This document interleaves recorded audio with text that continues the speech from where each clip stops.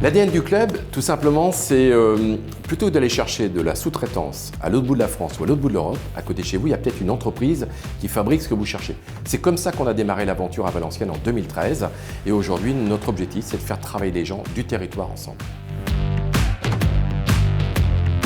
Alors principalement des entreprises qui produisent, qui fabriquent, qui sont plutôt dans le domaine industriel, mais quand on parle industriel, ça fait toujours un peu peur, c'est du moment qu'il y a une machine dans l'entreprise, c'est ça qui est le plus important.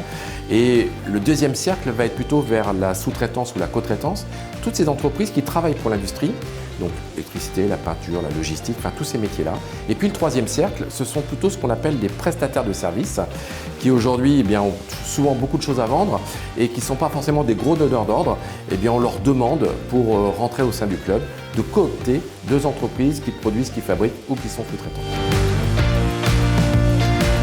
On organise le même concept partout en France, c'est-à-dire 10 déjeuners par an par club. On est souvent dans des endroits un peu connotation sportive, des stades, des centres équestres, des golfs, parce que ce logo un peu sport-co, un peu rugby, on y tient. On a réussi cette alchimie entre le sport, le business et un petit peu de politique, parce que les politiques aiment bien venir chez nous. Et ce qui est intéressant, c'est que vous pouvez choisir à côté de qui vous voulez déjeuner. La veille du déjeuner, vous recevez votre plan de table, donc vous allez savoir avec qui vous allez partager ce moment. Et ça, c'est plutôt sympa. Et c'est ça qui est extraordinaire, c'est qu'on a réussi depuis quelques années aujourd'hui à faire venir des célébrités, des gens qui ont une véritable histoire. Alors, ce n'est pas forcément des gens connus, ça peut être des gens, bien évidemment, on a reçu le chef de l'État, François Hollande, Jean-Louis Borloo, Thierry Marx, les chefs de cuisine, et puis on a reçu également des gens moins connus. Je pense à Dorine Bourneton, je pense à Yvan Bourgnon, je pense à des gens comme ça qui aujourd'hui, à travers leur histoire, je peux vous assurer que l'émotion était au rendez-vous. Tout ce qu'on a entendu pourrait s'appliquer demain dans notre travail de dirigeants, de décideurs. Et aujourd'hui, je peux vous assurer que les gens qui sont dans les salles font « waouh ». Nous sommes des créateurs de liens.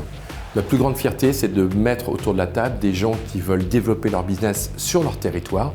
Et puis, ce qui est plutôt sympa, c'est ce côté inspirant des intervenants. Quand vous écoutez les histoires, quand vous partagez les témoignages, sincèrement, vous avez souvent de l'émotion qui est générée.